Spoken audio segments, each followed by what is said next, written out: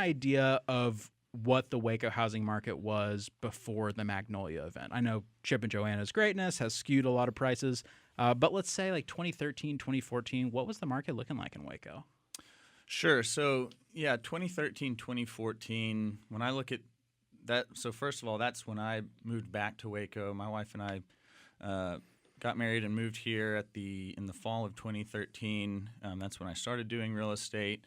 And that was really the point before what we would call the Magnolia effect on Waco and certainly Waco real estate. 2014, the average sales price of a home in McLennan County was around $155,000. Okay. Looking at year to date for 2018, the average sale price for a house in McLennan County is $210,000. So clearly a significant increase. It's 35% increase since 2014. Wow. So, I mean, that sounds like a huge jump. Is that reflective of Texas in general just has a great housing market, or is that really a Waco-specific number? Yeah, I think it's three things. One, Texas in general, yes. A lot of people moving to Texas. Market value is increasing in Texas. And I guess we could zoom out and just look at the U.S. as a whole. There's sort of a rebound or a correction from the market crash in 2008. Waco specifically, yes, the Magnolia effect is very real.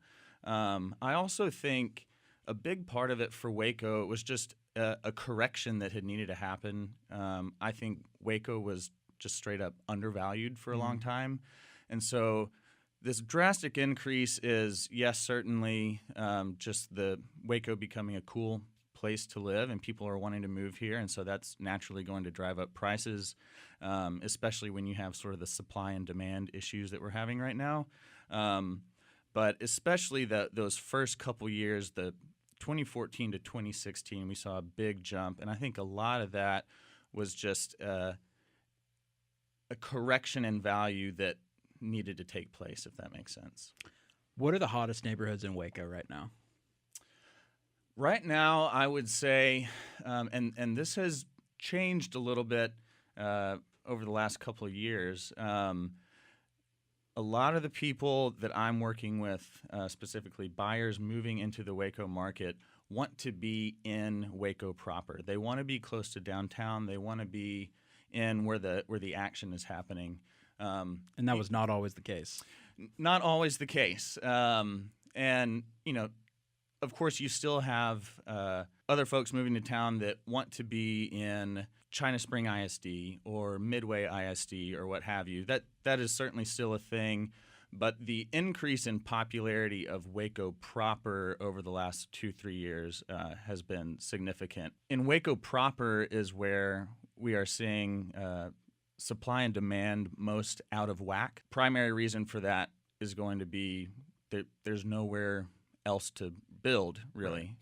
So in these bedroom communities, your Lorenas, Woodways, Hewitts, there's still a lot of room for growth. Correct. And we have actually just a couple weeks ago in the most recent Greater Waco Economic Index that the Waco Trib puts out each month, great resource. We are shattering records, they're saying, as far as new construction happening in those surrounding communities. So your Lorenas, China Spring, McGregor, Crawford.